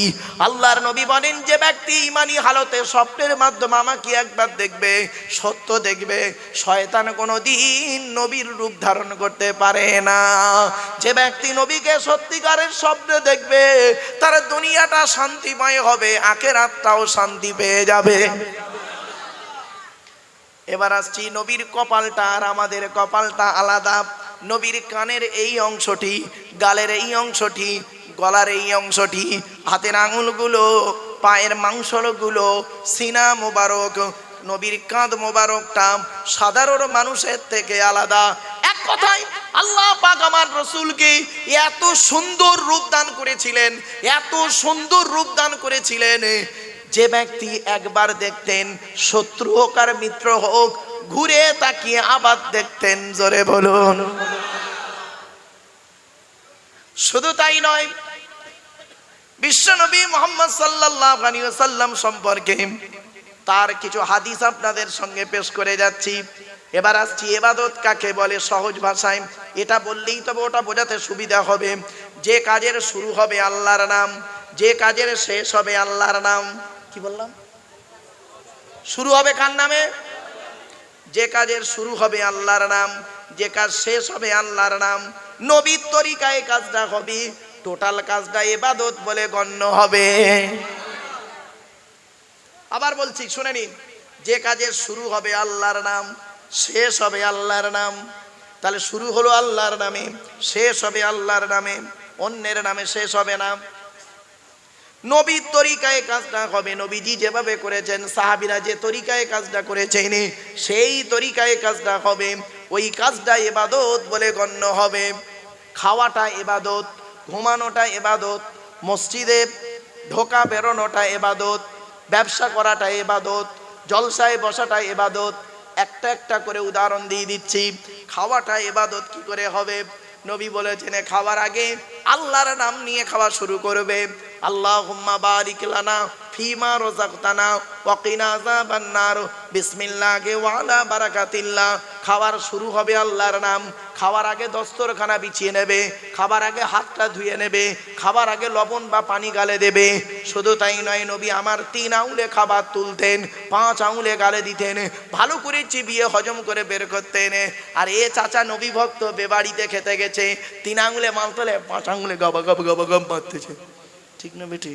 নবীজি বললেন খাবার মাঝে যদি পানির পিপাসা পায় টক টক করে পানি পান করবে না, 3 ঢোকে পানি পান করবে। পানি পান করার পরে কি বলবে? ওয়াসাকাকুম রাব্বুকুম শারাবান তাহুরা। নবী বললেন খাওয়া হয়ে গেলে আঙুলটাকে ভালো করে চাটবে। আঙুল চাটবেন কেন? কানাডার নবীর এই হাদিসকে নিয়ে গবেষণা করলো কে? আমরা করিনি। আমরা তো এইসব, আমাদের তো সময় আছে এইসব করার। আমরা মারামারি করবো না, ওই করবো। নবীর এই হাদিসকে নিয়ে গবেষণা করলো কে? কানাডার টরন্টো ইউনিভার্সিটি অ্যানাটমি বিভাগের প্রফেসর, বিখ্যাত পণ্ডিত বৈজ্ঞানিক। লোকটার নাম হলো উইলিয়ামস হার্ভে। উনি বলছেন কি জানেন? উনি বলছেন মুহাম্মদ সাল্লাল্লাহু আলাইহি ওয়াসাল্লাম কেন বললেন খাবার শেষে আঙুল চাটতে হবে? আমি গবেষণা করে দেখলাম মুখের মধ্যে একটা লালা গ্রন্থি আছে, ওই লালাটা যত বেরোবে তত হজমের উপকার হবে। এই জন্য মুহাম্মদ সাল্লাল্লাহু আলাইহি ওয়াসাল্লাম বলেছেন তোমরা খাবার শেষে আঙুলটাকে ভালো করে চেটে নাও। 1500 বছর আগে আমার নবীর সুন্নাতকে আজকের বাস্তবায়ন করছে বৈজ্ঞানিকরা, আর আমরা তার কোনো মূল্যই দিলাম না। ঠিক না বেটি? শুধু তাই নয়, নবীজি বলেছেন খাওয়া হয়ে গেলে যে প্লেটে খাবে ওই প্লেটটাকে ভালো করে চেটে খাবে। আল্লাহর নবীর হাদিসে আল্লাহর নবীর স্ত্রী আম্মা জান আয়েশা বলছেন 1000টা প্লেট যদি আমার সামনে দেওয়া হয়, আল্লাহর নবী যে প্লেটে খেয়েছেন ওই প্লেটটা আমি আগেই বুঝতে পারতাম আল্লাহর নবীর প্লেটটা অত্যন্ত পরিষ্কার থাকতো। আর আপনি কি করেছেন? আল্লাহর নবী বললেন খাওয়া হয়ে গেলে খাবার শেষে দোয়া বলবে আলহামদুলিল্লাহিল্লাযী আত'আমানা ওয়া সাকানা ওয়া জাআলানা মিনাল মুসলিমিন। তাহলে কি দাঁড়ালো বাবা? খাবার শুরু হয়েছে আল্লাহর নাম, খাবার শেষ হবে আল্লাহর নাম। নবী যেভাবে খেয়েছেন সেইভাবে যদি আপনি খেতে পারেন তাহলে যতক্ষণ বসে খাবেন ততক্ষণ ইবাদত বলে গণ্য হবে। ঘুমানোটা ইবাদত। শুনে নিন কিভাবে ঘুমাবেন। আজকে নবী দিবস করছেন তো, সেই নবীর কথাগুলো শুনে যান। আজকে নবীজি বললেন ঘুমানোর আগে অজু করে নেবে, ঘুমানোর আগে বিছানাটা ঝেড়ে নেবে, ঘুমানোর আগে বাতিটা অফ করে দেবে, ঘুমানোর আগে দোয়া বলবে, আল্লাহর নাম নেবে, আল্লাহুম্মা বিইসমিকা আমুতু আহিয়া। আর ডান হাতটা ডান চোয়ালিতে রাখবে, ডান কাত ফিরে ঘুমাবে। বেটা ছেলেদের বিনা কারণে চিত উপুড় হয়ে শোয়া নিষেধ। বেটা ছেলেদের বিনা কারণে উপুড় হয়ে শোয়া নিষেধ। মহিলাদের বিনা কারণে চিতি হয়ে শোয়া নিষেধ। ঘুম থেকে উঠে সেই আল্লাহর নাম নেবে, আলহামদুলিল্লাহিল্লাযী আহিয়ানা বাদামা আমাতানা ওয়া ইলাইহিন নুশুর। ঘুমানোর শুরু হবে আল্লাহর নাম, ঘুম থেকে উঠবেন আল্লাহর নাম নিয়ে। যতক্ষণ পর্যন্ত নবীর তরিকায় ঘুমাবেন ততক্ষণ পর্যন্ত ইবাদত বলে গণ্য হবে। মসজিদে ঢুকবেন আল্লাহর নাম নিয়ে, মসজিদ থেকে বেরোবেন আল্লাহর নাম নিয়ে। নবী যেভাবে মসজিদে থাকতে বলেছে সেইভাবে থাকবেন। যতক্ষণ মসজিদে নামাজ ইবাদত বন্দেগী করবেন, ইবাদত বলে আল্লাহর দরবারে কবুল হয়ে যাবে। জলসার শুরু হবে আল্লাহর নাম। কার নামে? জলসার শুরু হবে আল্লাহর নাম, জলসার শেষ হবে আল্লাহর নাম। নবীর তরিকায় জলসাটা হবে। নবী কিভাবে ওয়াজ করতেন শুনে নিন। বুখারীর হাদিস মিশকাতেও পাবেন। রাবীর নাম আব্দুল্লাহ ইবনে মাসউদ রাদিয়াল্লাহু তাআলা আনহু। আল্লাহর নবী করতেন কি? নবীর সাহাবী বলছেন আল্লাহর নবী প্রতি বৃহস্পতিবার জুম্মার রাত, প্রতি বৃহস্পতিবার এশার নামাজের পরে নবীজি আমাদের ওয়াজ করে শোনাতেন। নবীজির ওয়াজ কেমন ছিল? নবীজির ওয়াজ ছিল এটা হারাম, এটা হালাল, এটা বৈধ, এটা অবৈধ, এটা ঠিক, এটা বেঠিক। আর আমাদের ওয়াজ হয়েছে কি? এসব নেই, খালি কেসা কাহিনী বলে সময় কাটিয়ে দিতে পারলেই বাঁচি। বাপেরা শুনে রেখে দিন, একজন বক্তাকে ওয়াজ করতে গেলে 3টে জিনিসের বাইরে ওয়াজ করার ক্ষমতা নেই তার। কটা? এই পৃথিবীতে যত বক্তা এসেছেন, পৃথিবীতে আদম থেকে নিয়ে এখন পর্যন্ত যত বক্তা এসেছেন বা আসবেন, 3টে জিনিসের বাইরে কারোর ক্ষমতা নেই ওয়াজ করার। কি? শুনে নিন। 1 নাম্বার হলো, হয় বক্তাকে অতীত কালের কোনো কথা বলে বর্তমানে বোঝাতে হবে। ঠিক না বে ঠিক? অতীতকালে নবীর হাদিস, কোনো ভালো লোকের কাহিনী, কোনো খারাপ লোকের কাহিনী ইত্যাদি। অতীতকালের কথা বলে বর্তমানে বোঝাতে হবে, নইলে বক্তাকে বর্তমানের কিছু কথা বলে বর্তমানে বোঝাতে হবে। কিছু বুঝতে পারছেন? বর্তমানের কথা বলে বর্তমানে বোঝাতে হবে, দুটো। 3 নাম্বার, নইলে বক্তাকে ভবিষ্যৎকালের কথা বলে বর্তমানে সচেতন করতে হবে। ভবিষ্যৎকালে কিয়ামতের মাঠে জাহান্নামের আগুনে জ্বলবে দাউ দাউ করে, পৃথিবী ভূমিকম্প হবে, বজ্রাঘাত করবে, ইত্যাদি ইত্যাদি ইত্যাদি। অতএব তোমরা এখন থেকে সাবধান হও, নামাজ পড়ো, রোজা রাখো, ইত্যাদি ইত্যাদি। কিছু বুঝতে পারছেন? এই 3টে জিনিসের বাইরে বক্তব্য রাখার কারোর ক্ষমতা নেই বাপ। এই বাস্তবে এতক্ষণ আপনাদের কাছে বক্তব্য রেখেছি, এই 3টেকে সামনে রেখে অতীতকালের কথা বলে বর্তমানে বলেছি, বর্তমানের কথা বলে বর্তমানে বলেছি, এবং ভবিষ্যৎকালের কথা বলে বর্তমানে সচেতন করছি। একটু মাথায় রাখুন, বুঝতে সুবিধা হবে। চলুন ছোট্ট একটা কথা আপনাদেরকে জিজ্ঞাসা করি। আচ্ছা, পৃথিবীর এমন কোন শিক্ষককে দেখেছেন? আমার স্কুলে আজকে একজন শিক্ষক বিদায় নিল, ট্রান্সফার হলো, জেনারেল ট্রান্সফার, আপনাদের মেদিনীপুরই এসছে, ইলাইগঞ্জ হাই মাদ্রাসাতে উনি গেছেন। মাস্টারমশাইয়ের নাম হলো অভিজিৎ দাস। উনি একজন নন মুসলিম। তো আমাদের সঙ্গে খুব ভালো সম্পর্ক। কারণ কি জানেন, শিক্ষকের কোনো জাত হয় না, ঠিক না বে ঠিক? ডাক্তারের কোনো জাত হয় না, ডাক্তারের একটাই জাত, ও নিজেই একটা জাত। আমি ডাক্তার, তুমি রুগী। তুমি হিন্দু না মুসলিম, কালো না ফর্সা, নারী না পুরুষ, ও দেখার সময় আমার নেই। আমি ডাক্তার, তুমি রুগী। আমি শিক্ষক, তুমি শিক্ষার্থী। এজন্য আমি বাগনান কলেজে এসেছিলাম। বাগনান কলেজে ম্যাক্সিমাম হাই স্কুল কলেজ টলেজে যাই, তো আর কলেজের লেকচারটা হয় আলাদা। এখানে একটু টান টন দিতে হয়, নইলে শ্রোতারা আবার সমস্যায় পড়ে যায়। তো কলেজে গেলে, হাই স্কুলে গেলে সেখানে টুকটুক করে কেটে কেটে বক্তব্য রাখতে হয়। তো আমি বেশ কিছু কলেজে, হাই স্কুলে গিয়ে বক্তব্য রাখতে গিয়ে একটা কথা বলেছিলাম। এই কয়েকদিন আগে আকুনি বলে একটা স্কুল আছে, মানে হুগলি জেলার খুব পুরাতন স্কুল, আকুনি হাই স্কুল। 100 বছর পূর্ণ হলো ওদের। ওদের স্কুলের বয়স ছিল 1924 সালে তৈরি, আর এই 2024 সালে 100 বছর পূর্ণ হলো। তা নবী দিবস করতে গিয়ে একটা ছোট্ট কথা বলেছিলাম। অনেক জ্ঞানী গুণীরা এসেছেন, হিন্দু মুসলিম সব এসেছেন, প্রাক্তন ছাত্রদেরকে ওরা ইনভাইট করেছেন। তো সেখানে গিয়ে একটা ছোট্ট কথা বলেছিলাম, সেইটা আপনাদের সঙ্গে শেয়ার করছি এখানে, দেখুন কথাটা কেমন লাগে। আমি ওখানে বলেছিলাম যে পৃথিবীর এমন কোন শিক্ষককে আপনারা দেখেছেন? আপনারা দেখে থাকলে বলবেন, আমাকে বলেন দেখি। যে যিনি ধরুন ক্যালকাটা ইউনিভার্সিটির একজন লেকচারার, 60 বছর বয়স পর্যন্ত উনি ক্যালকাটা ইউনিভার্সিটিতে চাকরি করেছেন। তো রিটায়ার্ড হয়ে গেছেন। রিটায়ার্ড হয়ে যাওয়ার পরে ওনাকে কোনো কয়েকজন ব্যক্তি এসে জিজ্ঞাসা করছে, স্যার আপনি ক্যালকাটা ইউনিভার্সিটিতে আপনি চাকরি করেছেন 60 বছর বয়স পর্যন্ত। এই 60 বছর বয়স পর্যন্ত চাকরি করে আপনি যত ছাত্র ছাত্রী পড়িয়েছেন, বা যারা আপনার কাছে পড়েছেন, ছাত্র এবং ছাত্রী, সকলেই কি 100% পারফেক্ট? বলতে পারবেন?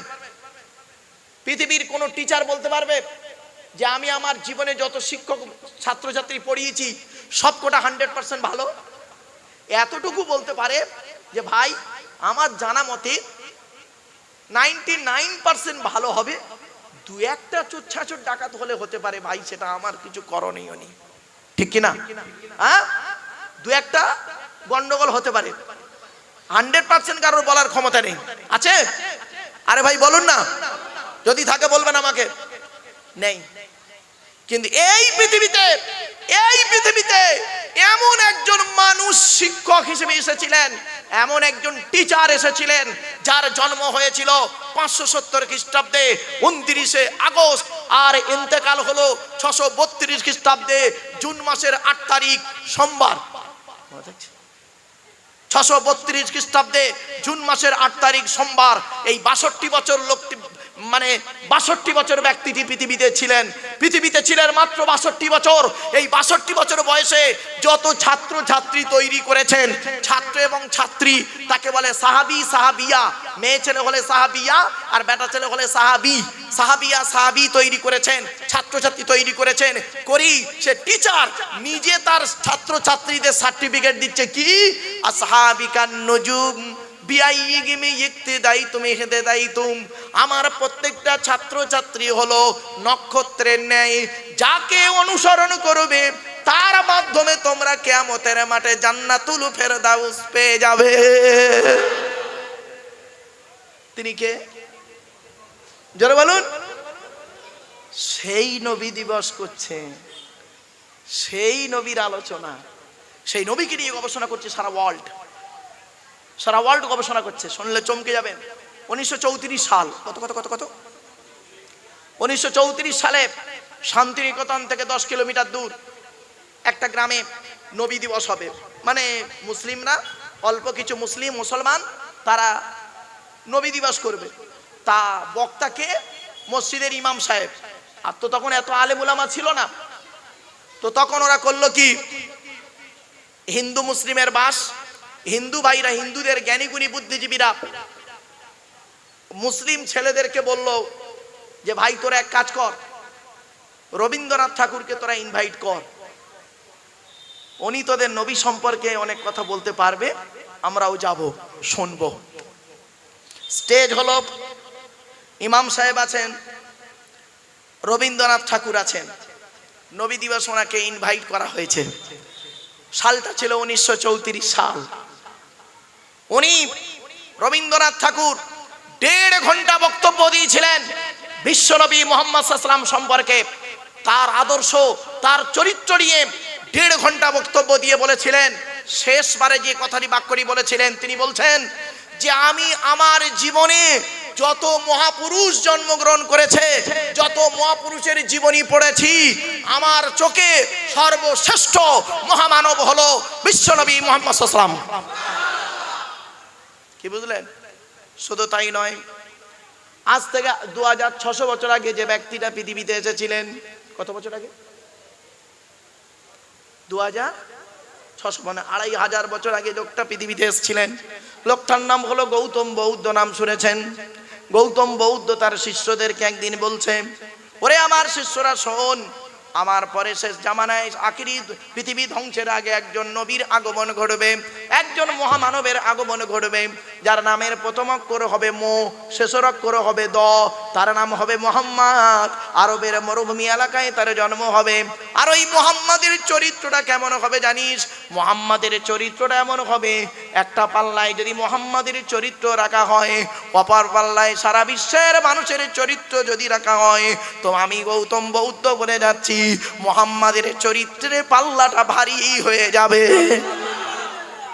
কোরআন বলছে, আমি বলি নাই, লাকাদ কানা লাকুম ফি রাসূলিল্লাহি উসওয়াতুন হাসানা। 21 নম্বর পারার 19 নম্বর পৃষ্ঠা, সূরার নাম সূরা আহজাব। আল্লাহ বললেন, শুধু তাই না, আল্লাহ আরো বললেন, ইন্নাকা লাআলা খুলুকিন আযীম। সূরা কলামের মধ্যে আল্লাহ পাক বললেন, শুধু তাই না, আল্লাহ আরো বললেন, ওয়া রাফা'না লাকা যিকরাক। কি বুঝলেন? সেই নবীর চরিত্র যদি আমরা বাস্তবায়ন না করি, শুধু নবী নবী করে মুখে বললে হবে না, নবীর জীবন চরিত্রকে বাস্তবায়ন করতে হবে। নবী যেভাবে খেয়েছেন সেইভাবে খেতে হবে, নবী যেভাবে শুয়েছেন সেইভাবে ঘুমাতে হবে, নবী যেভাবে চলাফেরা করতে বলেছেন সেইভাবে চলাফেরা করতে হবে, নবী যেভাবে রাজনৈতিক জীবন প্রেক্ষাপটে তৈরি করেছেন সেইভাবেই তৈরি করতে হবে। যদি আপনি করতে পারেন তবেই নবীর ভক্ত। ওই শুধু মুখে নবী নবী করার নাম নবীর পরিচয় নয়। আর নবীর শানে দুটো গজল বললেই নবীর পরিচয় নয়। যতক্ষণ পর্যন্ত নবীর হাদিসগুলোকে বাস্তবায়ন করছেন, আমলে পরিণত করছেন, ততক্ষণ পর্যন্ত আপনি নবীর পরিচয় দিতে পারবেন না। কারণ আল্লাহ পাক কোরআনে বলেছেন, আতিউল্লাহা ওয়া আতিউর রাসূল। আল্লাহকে অনুসরণ করো, নবীকে অনুসরণ করো। আরো অন্য জায়গাতে এসেছে, কুল ইন কুনতুম তুহিব্বুনাল্লাহা ফাত্তাবিউনি ইউহিব্বুকুমুল্লাহ। শুধু তাই না, আরেকটা দলিল আপনাদেরকে পেশ করে যাচ্ছি। আল্লাহ পাক বললেন নবীকে অনুসরণ করতে কি, মাইয়ুতিউর রাসূলা ফাকাদ আতা আল্লাহ। যে ব্যক্তি রাসূলকে অনুসরণ করলো, রাসূলের জীবন ব্যবস্থাকে নিজের জীবনে বাস্তবায়ন করলো, ওই লোকটা আল্লাহকে অনুসরণ করলো। কি বুঝলেন বাবা? যাকে তাকে যাই তাই সার্টিফিকেট সহজে দিতে যাবেন না। মনে রাখবেন, তিনটে জিনিস কোনো দিন ব্যাকে আসে না। এক নাম্বার, ধনুক থেকে তীরটা বের হয়ে গেলে ওটা আর কোনো দিন ব্যাকে আসে না। দুই নাম্বার, দেহ থেকে আত্মাটা বের হয়ে গেলে ওটা আর পৃথিবীতে রিটার্ন দেওয়া হয় না। তিন নাম্বার হলো জবান থেকে কথা বের হয়ে গেলে ওটা আর কোনো দিন ব্যাকে আসে না। এজন্য কথা বলতে হয় খুব সাবধানে গো বাপ। অনুরোধ করে করজোড়ে বলে যাচ্ছি, নিজেকে একটু চিন্তা করুন। আমি আপনাদের আলোচনার মূল জায়গা থেকে ফিরে চলে এসেছিলাম। কি বলেছিলাম? পুরুষদের 10টা গুণ লাগবে, মনে পড়ছে না? ভুলে গেছেন? আর নারীদের 10টা গুণ লাগবে। নারীদের 10 দিকের প্রশ্ন করা হবে আপনাকে। ও পুরুষ, আপনাকে 10 দিকের প্রশ্ন করা হবে। 1 নাম্বার প্রশ্ন হবে আপনাকে কিয়ামতের মাঠে এই উত্তর দিতে হবে। আল্লাহ বলবেন, তুই স্বামী হিসাবে কতটা পারফেক্ট? কি হিসাবে? স্বামী হিসাবে কতটা পারফেক্ট? স্ত্রীর সঙ্গে কেমন আচরণ করেছিস একবার লক্ষ্য কর। শুধু তাই নয়, আরো বহু আলোচনা রয়েছে বাপ। স্বামী হিসাবে কতটা পারফেক্ট, শ্বশুর হিসাবে কতটা পারফেক্ট, দাদু হিসাবে কতটা পারফেক্ট, নানা হিসাবে কতটা পারফেক্ট। শুধু তাই নয়, ভাই হিসাবে কতটা পারফেক্ট।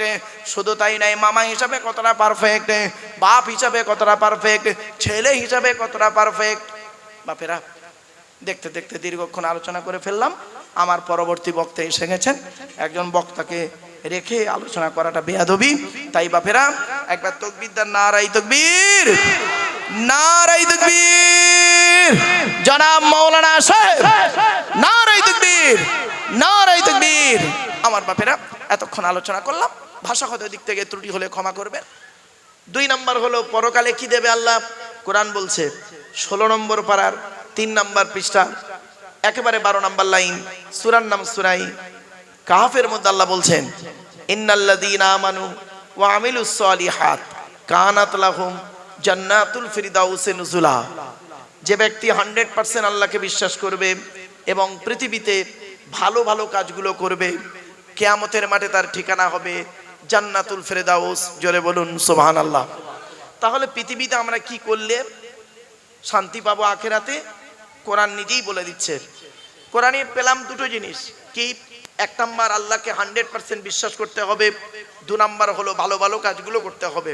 তো আজকে 100% বিশ্বাস সম্পর্কে আর ভালো ভালো কাজ সম্পর্কে কিছু বলবো। তো ভালো ভালো কাজের মধ্যে এটাও একটা ভালো কাজ, এটাও একটা ভালো কাজ। এই রবিউল আউয়াল মাসে আমরা করি কি? নবী দিবসের দিনে, নবীর জন্মদিন বা ইন্তেকাল দিনকে কেন্দ্র করে আমরা কোনো শরীয়ত বিরোধী কোনো কাজ না করে কোরআন হাদিস ইজমা কিয়াসের আলোচনা, ইসালে সওয়াব, দোয়ার মজলিস, সবরে সানির মজলিস করি। এটা শরীয়তে জায়েজ আছে, হারাম নেই বাপ। এ নিয়ে হারাম বলেনি কেউ। ভালো ভালো কাজ করুন। শুধু তাই নয়, আপনি পারলে প্রতি সোমবারে রোজা রাখতে পারেন। বিশ্বনবী মুহাম্মদ সাল্লাল্লাহু আলাইহি ওয়াসাল্লাম করতেন কি? সোমবারে রোজা রাখতেন। ওনাকে জিজ্ঞাসা করা হলো যখন, আপনি সোমবারে রোজা রাখেন কেন? উনি বললেন, আল্লাহ পাক আমাকে সোমবারে পৃথিবীতে পাঠিয়েছেন। অতএব ওনার পৃথিবীতে আসার দিনটা কিন্তু মানে বারটা নির্ধারিত সোমবার, ইন্তেকালটাও ছিল সোমবার। চলো, এই সোমবারটা একটু গুরুত্ব দেবেন। কেন গুরুত্ব দেবেন সোমবারটা? অনেক কিছু ঘটেছে ওই সোমবারে, আমি একটু বলবো, বললেই বুঝতে পারবেন। চলুন এবার আসছি, আমরা নবী দিবস সম্পর্কে, নবী সম্পর্কে আমাদের জানতে হবে। তার আগে জেনে নিতে হবে পৃথিবীতে কটা নবী এসেছে মোট। পৃথিবীতে মানুষকে হেদায়েতের জন্য অগণিত নবী রসুল আল্লাহ পাক পাঠিয়েছেন। তবে একটা সংখ্যা ধরা হয়, সেটা হলো কি? 1,24,000। ক্লিয়ার? রসুল এসেছেন পৃথিবীতে 313 অথবা 315 জন। এই কোরআনে লেখা আছে মাত্র 25 জন নবী রসুলের কথা। তাহলে আরগুলো গেল কোথায়? আরগুলো জানতে গেলে শুধু কোরআন পড়লে হবে না, কোরআনের আগে যে কিতাবগুলো এসেছে সেই কিতাবগুলো একটু ঘাঁটতে হবে। কোরআনের যিনি সবথেকে বড় ব্যাখ্যাকারী, যার উপরে কোরআন নাজিল হয়েছে, বিশ্বনবী মুহাম্মদ সাল্লাল্লাহু আলাইহি ওয়াসাল্লামকে, তার পাঠানো, তার বুকের বলা কথা সমর্থন কে হাদিস বলা হয়। হাদিসগুলোকে আমাদের ঘাঁটতে হবে, তাহলে জানলে অনেক কিছু জানতে পারা যাবে। আমরা কোরআনটাকেও ঠিক মতো ঘাঁটি না, হাদিসটাকেও ঠিক মতো পড়ি না এবং আমলও করি না, যার জন্য মুসলিমরা সবকিছু জেনেও যেন মনে হয় পিছিয়ে। ছোট্ট একটা উদাহরণ দিচ্ছি, কেউ রেগে যাবেন না, ফট করে দয়া করে কেউ রেগে যাবেন না, আমি ক্ষমা চেয়ে নিচ্ছি। আচ্ছা বাবা, আপনারা বলুন তো দেখি, হাফেজ সাহেবরা বছরে বেশি কোরআন শরীফ পড়ে না বৈজ্ঞানিকরা বছরে কোরআন শরীফ বেশি পড়ে? জোরে বলুন না একটু। হাফেজ সাহেবরা বেশি কোরআন পড়ে, 100% ঠিক। কারণ বৈজ্ঞানিকদের অত সময় নেই সারাদিন কোরআন নিয়ে পড়ে থাকবে। হাফেজ সাহেবরা সারাদিনে, সারা বছরে বহুবার কোরআন পড়ছে। তাহলে একই কোরআন, একটাই কেতাবে, এই কেতাবটা হাফেজ সাহেবরা পড়ছে বছরে কয়েকশো বার। পড়ার পরে তিনি সূচের পিছনে একটা ছিদ্র বের করতে পারল না। আর একজন বৈজ্ঞানিক এই কোরআনের একটা আয়াতকে নিয়ে গালে হাত দিয়ে চিন্তা করতে করতে করতে করতে মধ্যাকর্ষণ শক্তি আবিষ্কার করে ফেললো, কখনো প্লেন বের করে ফেললো, কখনো লরি, বাস, ট্যাক্সি বের করে ফেললো, কখনো পরমাণু বোমা তৈরি করে ফেললো। কি আশ্চর্য! এটা কেন হলো? তাহলে হাফেজ সাহেবরা আমরা কোরআন পড়ি দুটো কারণে। একটা হলো দুনিয়াতে নেকি পাবো, আখেরাতে জান্নাত পাবো। কিন্তু কোরআনে বলা আছে, শুনে নিন, এই বাচ্চারা, এই যাও বাবা, চল যাও, ওদিকে যাও।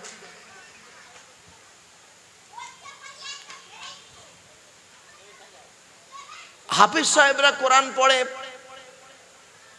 দুনিয়াতে শান্তি পাবো, ভালোভাবে থাকতে পারবো, নেকি পাবো। যেহেতু মুহাম্মদ সাল্লাল্লাহু আলাইহি ওয়াসাল্লাম বলেছেন কোরআনের একটা অক্ষর পড়লে 10টা নেকি, মান করা আল কোরআন হরফান ফালাহু আশরু হাসানা, যে ব্যক্তি কোরআন থেকে একটা অক্ষর পড়বে 10টা নেকি পাবে। কোরআনে অক্ষর কটা আছে? 3,23,215টা অক্ষর আছে। অর্থাৎ কোরআন মোতাবেক জীবনযাপন করব, হারামকে বর্জন করব, হালালকে গ্রহণ করব, কোরআন মোতাবেক চলবো, ব্যাস। আর করলে পরকালে জান্নাত পাবো। আর বৈজ্ঞানিকরা কোরআন পড়ে কি জানেন? ওরা কোরআনে একটা অর্থ বাক্য নিয়ে, একটা আয়াত নিয়ে গালে হাত দিয়ে চিন্তা করলো, কেনর উত্তর খুঁজে বের করলো। কি বললাম? বলেন বলেন, একটু কথা বলেন না। কেনর উত্তর খুঁজে বের করলো।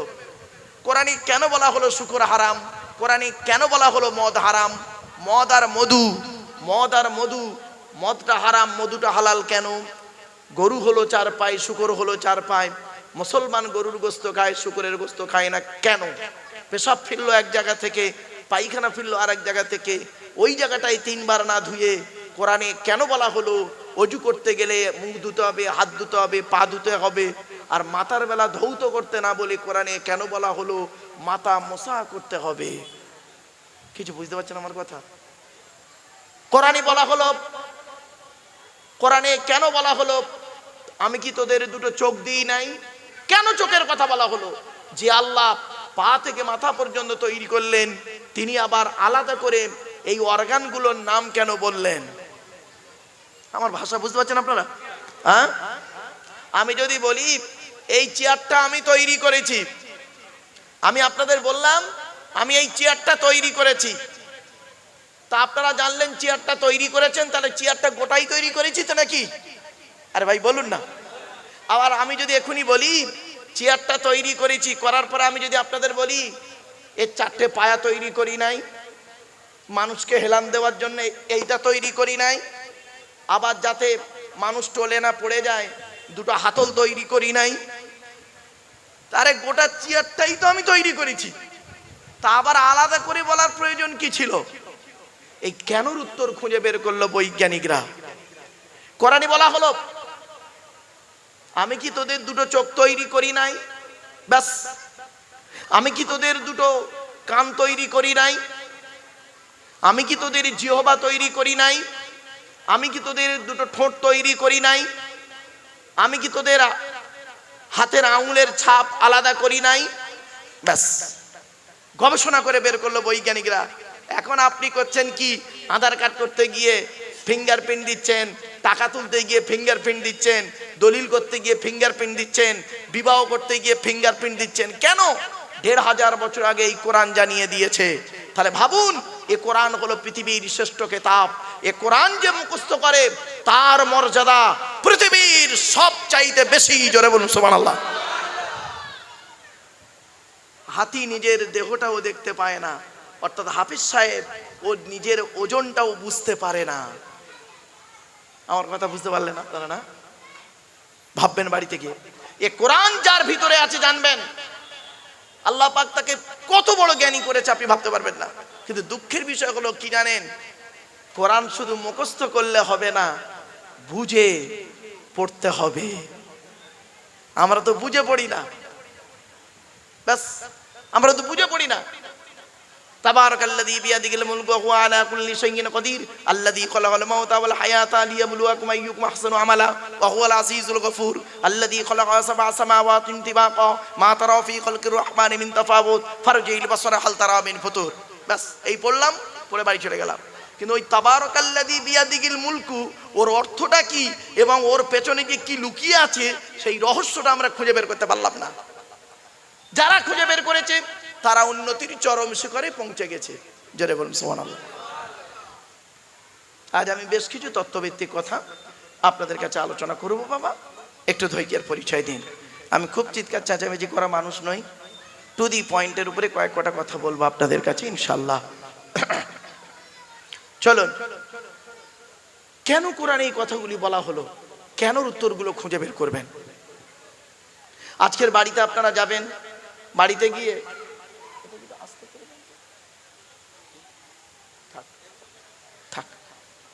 আজকের বাড়িতে যাবেন আপনারা, বাড়িতে গিয়ে অনুরোধ করে আপনাদের হাতে ধরে বলে যাচ্ছি, একটা প্রশ্নের উত্তর খুঁজে বের করবেন। যদি উত্তরটা 100% পেয়ে যান তাহলে সকালবেলা উঠে বলবেন, বুকে বুক চাপড়ে বলবেন, ইনশাআল্লাহ কিয়ামতের মাঠে আল্লাহ আমাকে জান্নাতে দেবে। আর যদি উত্তরটা না পান, খবরদার ও কথা বলতে যাবেন আমি জান্নাতি। আগে প্র্যাকটিক্যাল করবেন। কি উত্তরটা, প্রশ্নটা কি শুনে নিন। আমি কি ভালো? কি বললাম? জোরে বলুন। আমি কি ভালো? এইটুকুর উত্তর বের করবেন। এইটুকুর মধ্যে কি আছে জানেন? শুনলে চমকে যাবেন। বাড়িতে গিয়ে প্রশ্ন করবেন নিজে বালিশে মাথা রেখে, এই পৃথিবীতে আমি একজন পুরুষ, পুরুষ হিসেবে তার কি কি দায়িত্ব শুনে নিন। আপনারা আলেমদের মুখ থেকে শুনেছেন, কবরে গেলে আপনাকে প্রশ্ন করা হবে, কি মান রব্বুকা, তোর রব কে, মান নবিয়ুকা, তোর নবী কে, মা দীনুকা, তোর দিন কি। তাই তো নাকি? প্রশ্ন শুনেছেন নাকি? আপনাদের কাছে আবার এক্সট্রা প্রশ্ন বেশি হয়, মা সিলসিলাতুকা, তো সিলসিলাটা কি? তুই তবলিগ না ফুরফুরা না বেরেলি না ওয়াহাবি না জামাতে ইসলামী না আহলে হাদিস? মুসলমান মরেছে এই জায়গাটায়। কোরআনে আল্লাহ পাক বলেছেন, ইন্নাল্লাযীনা ফাররাকু দীনাহুম ওয়া কানু শিয়া লাস্তা মিনহুম ফি শাইইন ইন্নামা আমরুহুম ইলাল্লাহ সুম্মা ইউনাব্বিউকুম বিমা কানু ইয়ামালুন। আমি বলিনি, কোরআন বলছে। কোরআন বলছে, আমি বলিনি। আল্লাহ পাক বলছেন, নবী তাদের সঙ্গে তোমার কোনো সম্পর্ক নেই।